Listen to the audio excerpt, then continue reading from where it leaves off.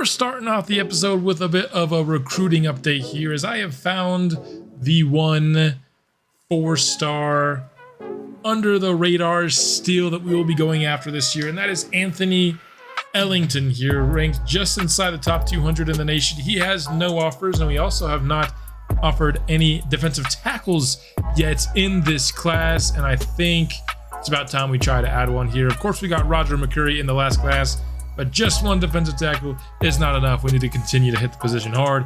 89 strength, 83 power moves, 85 tackle. As a freshman coming in is going to be really good. He is a gem. No teams have offered him. Of course, this is the only player that I will be allowing myself to pursue. Unless I end up taking him off my board, then I can replace him. But basically, the rule is after week 1, I can only go after one 4-star player who's not being recruited by other schools. He does have a lot of schools with high tier pipelines at the top of his list, so if any of them decide to join the fight the next couple of weeks, it could be a tough road to get Anthony Ellington, but I'm hoping that we can snag him here as a mid-season find. We're in week 8, so we've got about 6-7 weeks to try to get him to commit here, or at least get him to the offseason without committing to somebody else so we can pursue him then. That's really the only big time recruiting update here. I kind of just already have these guys in the list of guys that are going to commit, because they should both commit this week. Silatolu is an inch away from committing, and he's visiting this week. And then Sharp is an inch away from committing as well. If he doesn't, we could lose him to Arkansas, but I think we have a big enough lead that A, I think he'll commit this week, and B, if he doesn't, that still might not push him over the edge. Hopefully not. I'm just expecting both these guys to commit this week, so I already have them basically as committed. The rest of these guys, though, we're still chugging along here in the battles to bring them to Vanderbilt. There is one more very tight recruiting battle that I wanted to shout out here. Lewis Coons is going to Iowa State next week. He is almost in his top 3. He's got a visit with us this week against LSU at home. So technically we have 2 players visiting this week. Silatolu is one of them. I don't think, actually, we could probably take out these 25 points and better use them elsewhere. Honestly, maybe on one of these guys that we just have 15 points allotted to. I'm thinking we go something like this. Put a little extra into Peppers here, and then put the final 10 into Cushenberry. Try to get these guys into their top 5s a little quicker. But Coons here, I mean, Iowa State's going to make a big chunk of progress next week. I don't think going from just outside the top 3 to a commit is realistic, but I certainly hope it is, because we're at risk of losing him just a week later to a visit. We have a solid lead, though, but I am a little worried, I gotta be honest. Let's get back in the win column, shall we, after the loss to Alabama last episode. LSU certainly not an easy opponent by any means. We do have about a 3 overall disadvantage in this matchup, but being at home, not in the elements, I think we got a good chance here in this game against the 2-3 Tigers. And it's just a matter of if we can play up to our potential or not. Our offense, for the most part, has been really good this year. Garrett Nussmeier is the quarterback for LSU, and we'll see him take the field today. And you'll notice that we are back on 15-minute quarters here for this game, as LSU with a big chunk play there. I think we experimented with 14, and it wasn't bad, but I also think it showed that I don't know if our quarter length has really been the source of these high-scoring games as much as just us playing some very explosive offenses so far. And a nice stop there on defense to open up the game. A very weird play there is going to lose 5 yards. A super drawn-out read option, it seems like what it was, but you got to make a decision eventually. It's going to bring up 2nd and 15. Play action. Did try to remove that from the playbook before this episode. removed most of the play action, but it's still not going to be completely non-existent. And on that play, it actually worked, as does this drag route to Eric Stowers. Johnson into the flat on 3rd and 9. Going to come up short of the sticks, though, so we have to settle for 3 on our opening drive. Jet touch pass here, and cutting upfield and finding room for a first down and more is how LSU starts out this second drive after being forced to punt. Speed option here. The pitch to the back is going to be for a nice big chunk gain on the ground.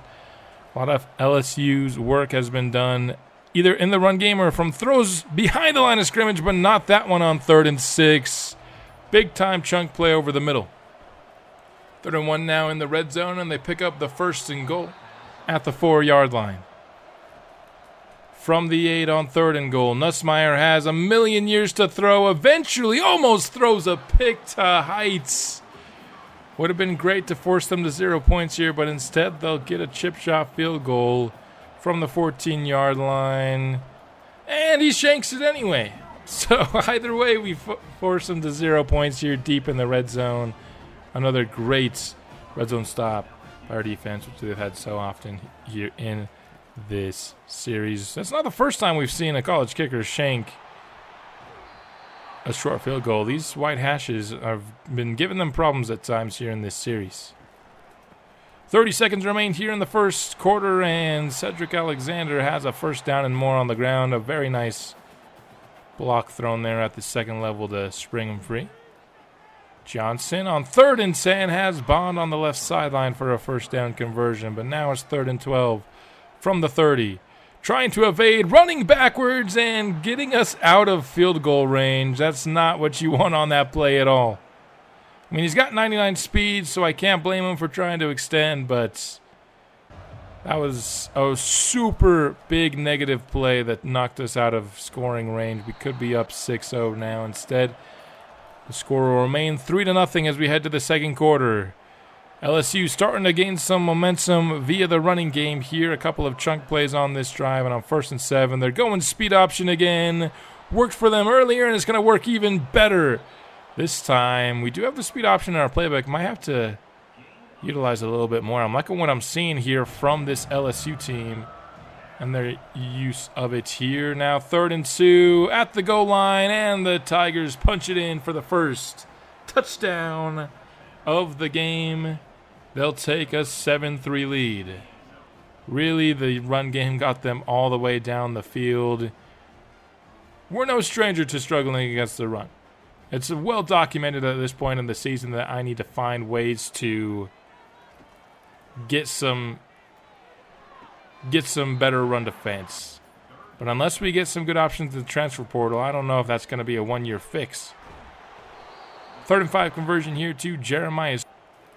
Down to 5 minutes left here and change in the first half, and a dump off to Stowers is going to get a big chunk all the way down to the 16-yard line.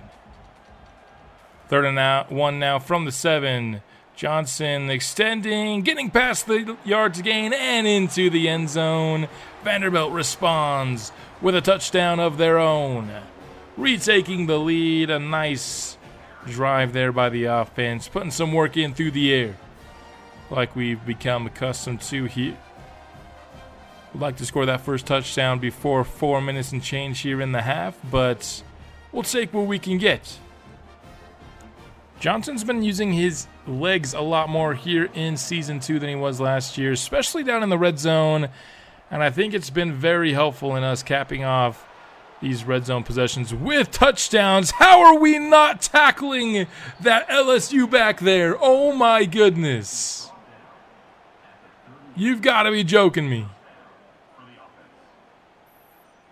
What a run by Caden Durham.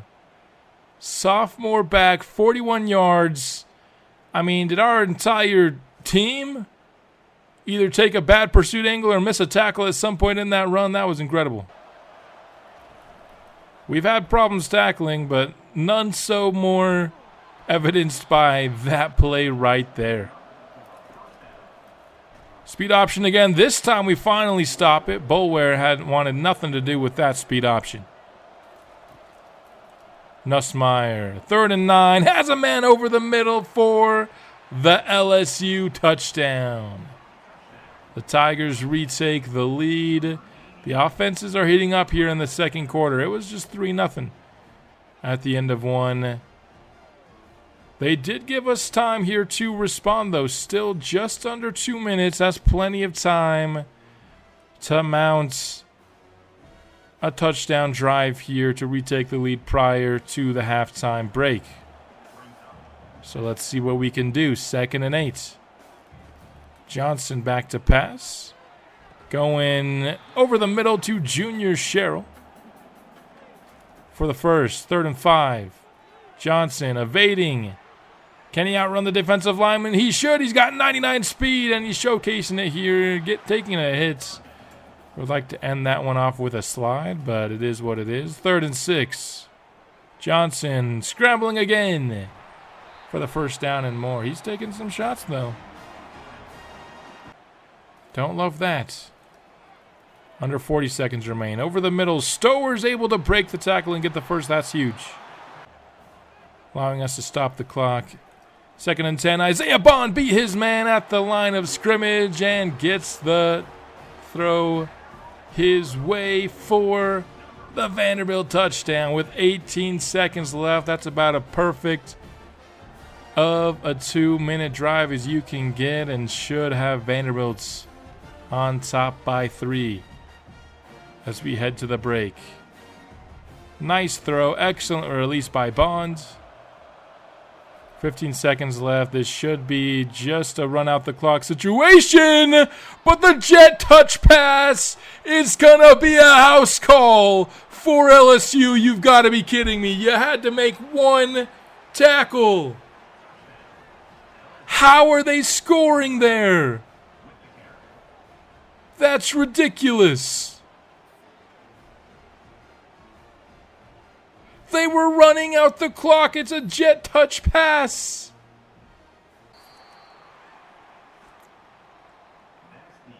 Somehow we're down 4 heading into the break. I mean, that's crazy. So instead of being able to, or having the opportunity to extend our lead, we have to retake it. On the screen there, an excellent block by true freshman Eli Flynn springs McKylan Young for the first. 3rd and 12. Johnson throwing on the run across his body, has Junior Sherrill wide open over the middle. To the 25-yard line. Young with the carry. Excellent block again by Isaiah Bond. We're getting some beautiful downfield blocks in this game, and it sprung us forward to the 2.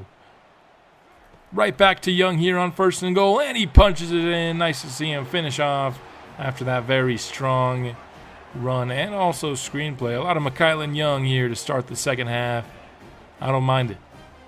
Vanderbilt leads 24-21 here, a few minutes into the second half. The fans are loving it, and it's hard to blame them. A couple of 3-and-outs here would lead to a Vanderbilt punt, but if I'm showing you a punt, not much good is going to come of it here. Broken tackle there, and a nice block at the end will spring the returner all the way for 6. Not only did our defense allow the jet touch pass touchdown with 15 seconds left in the half, we then allow a punt return touchdown. Our team is letting down this offense, who has had a very good day so far. We're right back out onto the field. After a conversion there to Junior Sherrill, we get a 3rd and 7. Johnson going back to the legs here and picks up the first. The give to Young. Great blocking. Sheds one man and gets down to the 34. A strong McKylan Young game here. We get it back to him in the screen game. And Eli Flynn throws another great block, and we get another one as well. Our running back actually decided to follow the blockers. I'm super impressed. I'm not impressed by that decision by Nate Johnson, though. No. That was such a promising drive. But Johnson, you know he can't go too long without just throwing a ball straight into coverage. It's his signature move. LSU back on offense here for 3rd and 3. Fake the delayed give, and it's out of bounds. A nice defensive stop. We'll end the 3rd quarter. Into the 4th. Vanderbilt trails by 4. Offense has had a good day, but needs to keep the pressure on 2nd and 3. Johnson finds the edge. He's to the 40, down inside the 30, and he fumbled. No! The 2nd consecutive turnover in scoring range for Nate Johnson. The only man that can stop Nate Johnson is Nate Johnson. So we trail by 4. Now we've just made crucial mistakes in all 3 phases of the game. Again, I'll say it again, the jet touch pass touchdown was inexcusable. The punt return touchdown, inexcusable. 2 straight drives with the ball in scoring position and we turn it over, inexcusable. And now, LSU leads by 7 after that field goal. 3rd down and 6, empty formation. Johnson has all day to throw. Doesn't find anything he likes. He's going to pick it up with his legs and actually decides to slide. Maybe the fumble has taught him a lesson. Hasn't been doing a lot of sliding today. Johnson, oh my, what a pass! There was not a lot of separation on that deep post to Jeremiah Smith. But he hit him right on the money. Had a super clean pocket. And also a great job by Smith to hold on to the ball through the contact there. Johnson to Smith now on 3rd and goal, and he dives in. Touchdown, Vanderbilt. Nice job allowing the player who made the play to put us in scoring position to finish off the drive for us as well. BAT away from tying this game up, which we would hit. Jeremiah Smith has been an awesome playmaker for us. Love the fact that we were able to get him in the portal.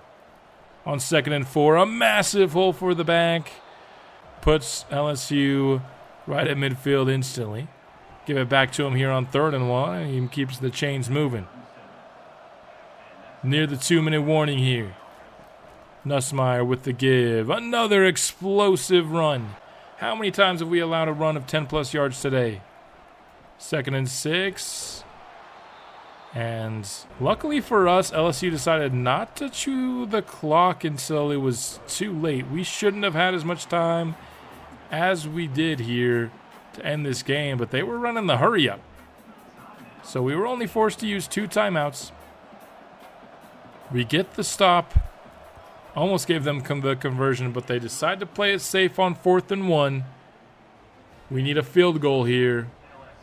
We had a nice drive to end off the first half when we had a similar situation. Need that caliber of drive today. Our offense has been solid when we're not turning the ball over. And so, need that kind of game again. The fans are stressing, and so am I. 1:15. A little bit less time than we had last time out. We're watching this entire drive. Opening up with a gain of 8 to Junior Sherrill. Time will tick under a minute here before we get this next play off. Nate Johnson going for the corner route to Isaiah Bond. Looked like he maybe had a little bit of separation and a better ball might have been caught there. I don't know if I ever mentioned this, but I did nerf quarterback accuracy from the base sliders. Quarterback accuracy is at 40 and interceptions are at 35. Everything else is still base sliders as we get a spike here. I changed that after the first game of this season, and I think I forgot to mention it in that episode, but there you have it. That's been the sliders we've been using for pretty much this entire season. Nice find on the sideline there to Isaiah Bond. Puts us in borderline field goal range. Would like to get a little bit closer here. You don't want to ask your kicker to hit a game-tying 50-plus yarder if you can avoid it. Playing it safe here. Pickup of just a few to Stowers. The clock is running, though. Vanderbilt has one timeout. They're going to go for the spike here.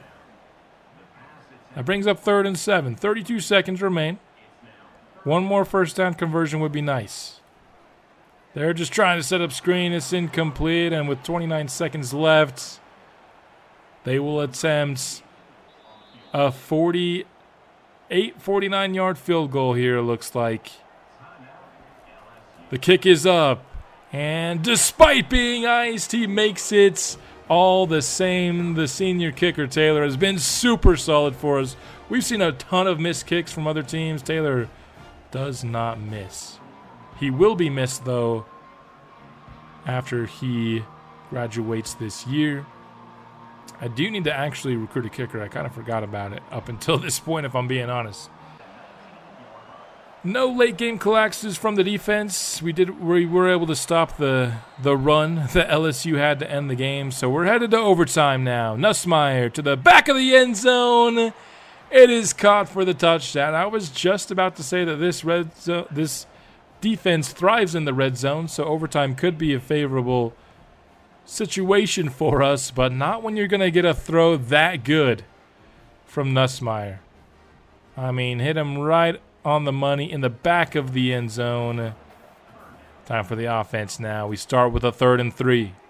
Johnson trying to find a man downfield, and it was nearly picked off.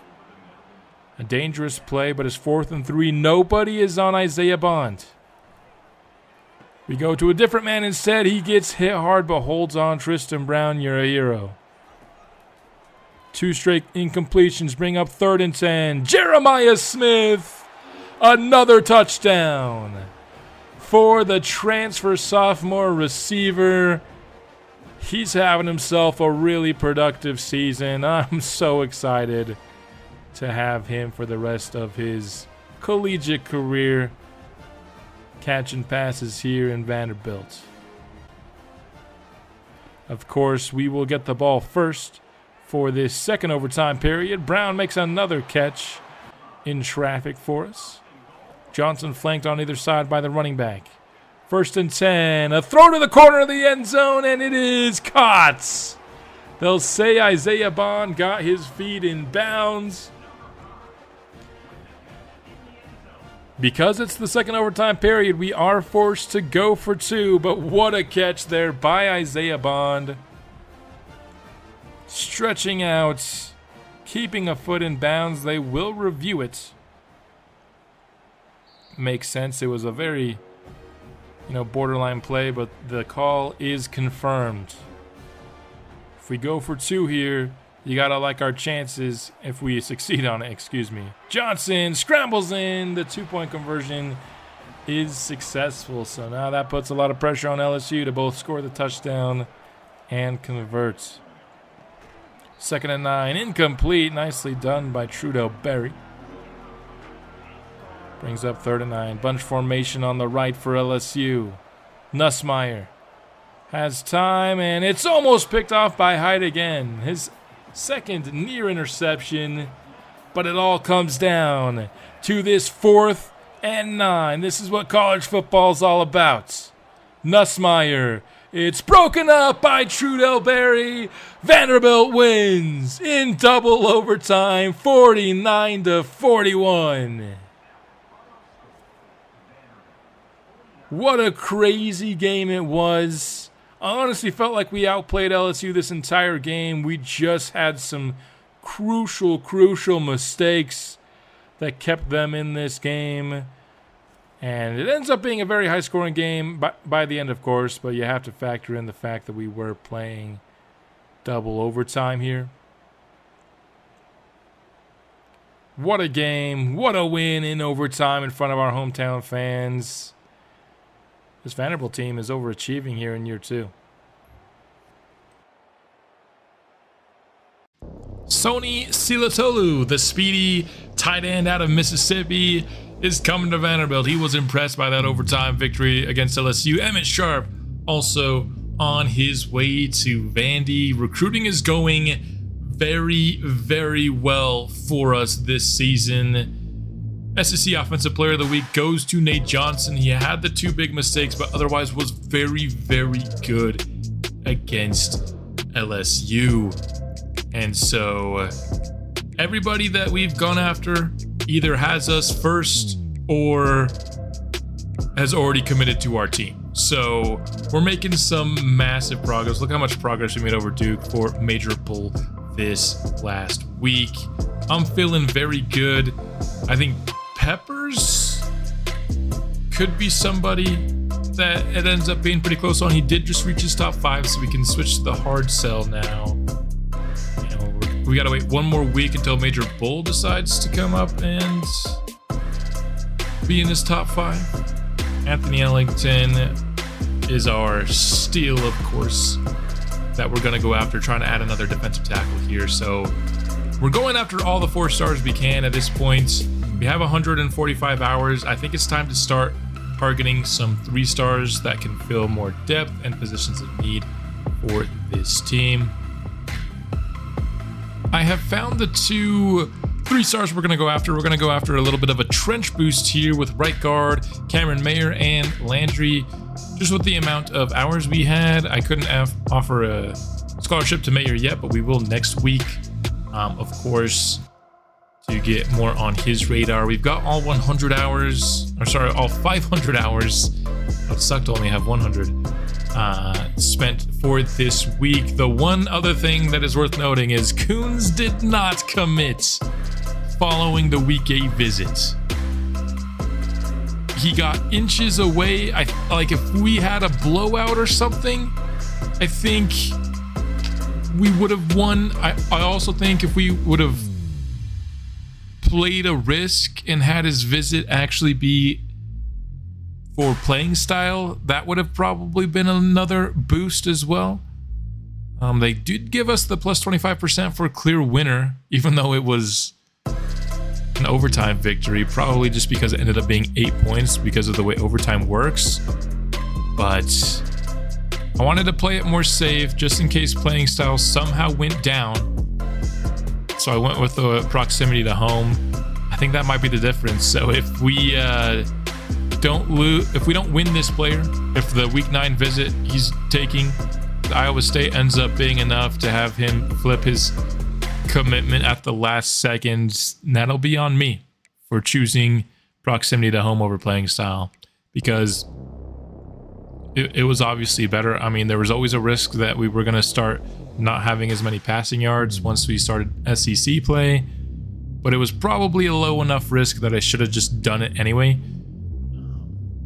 because it probably wasn't going to ever drop below something like B+. But I was hoping maybe deal breaker, using the deal breaker would give even a bigger boost than the other, check marks. I don't know, but it's gonna really suck if we lose out on this player because of just the tiniest of errors. I mean, he's so close to committing. I think there's a good chance though we have enough of a lead that even with the week 9 visit, he'll still commit to our team, but it is a risk and it would suck to lose him. Yes. Okay, I was so worried. It had to be so incredibly close. That's probably the closest win we've ever had. Like, this win is the equivalent of how close that Awasika loss was. So a year later, we make up for the Awasika loss. It was a bit of a risk, but ultimately we come out on top. I'm so happy. Yeah, look at that Iowa State bar. It is full, just like with Awasika. Like, we filled the bar the same week. He just had enough of a lead that he decided to... I guess actually it was even closer than Awasika, because I don't know if we would have actually filled the whole bar up like Iowa State did. We probably would have had we beaten Texas last year, but we end up narrowly winning out on Lewis Coons. So we got a couple of top 150 tackles in this class. Obviously, we're going to switch one of them to left tackle. Don't know which one yet, but that is a massive massive win for Vanderbilt to edge out that recruitment. And so far, we haven't lost a single player. I think, you know, Ali was also very, very close with Auburn. Our top two national ranked recruits were both super tight battles, but we narrowly came out on top. And that's, in the end, all we need to do.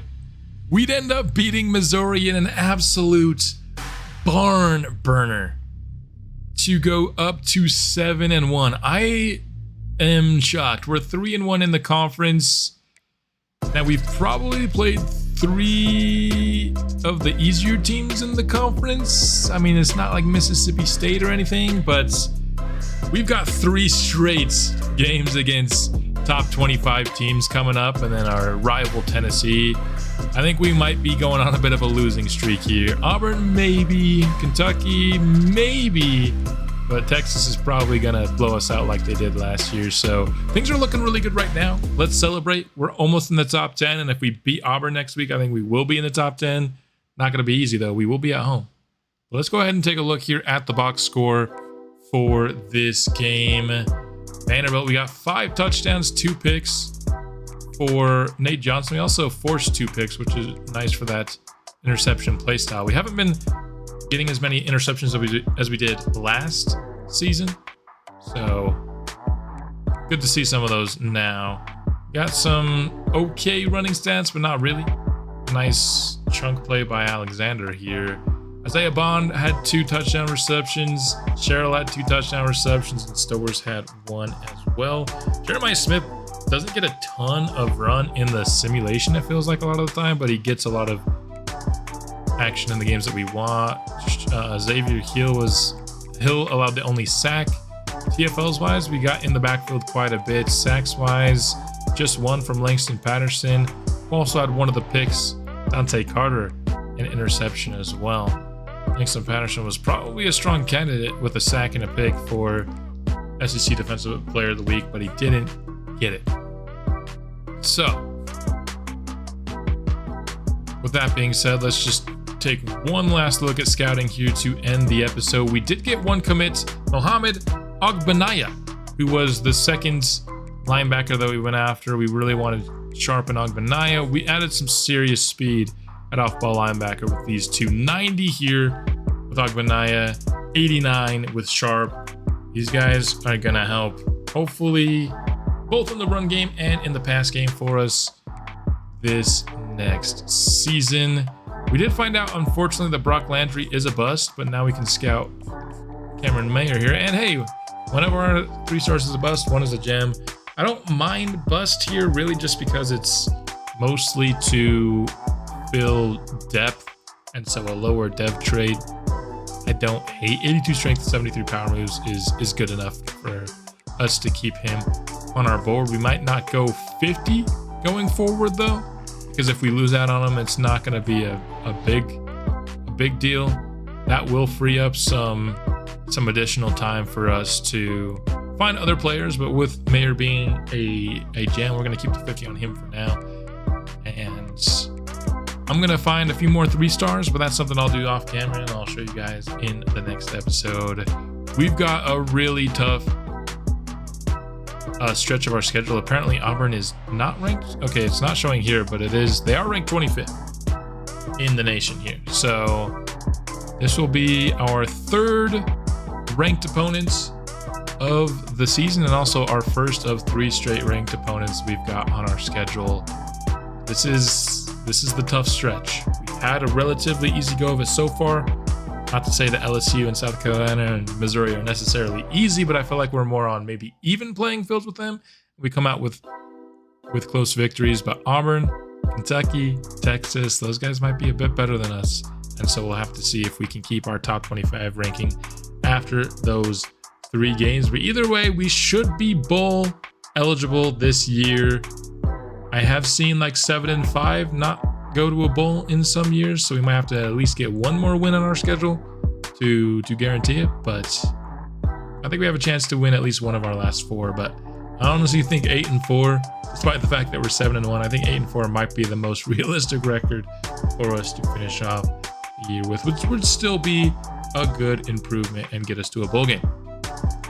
But that's all I've got for this episode. Hope you enjoyed the overtime victory against LSU. What a fun game. We'll be back soon to take on Auburn, and I'll see you then. Anchor down.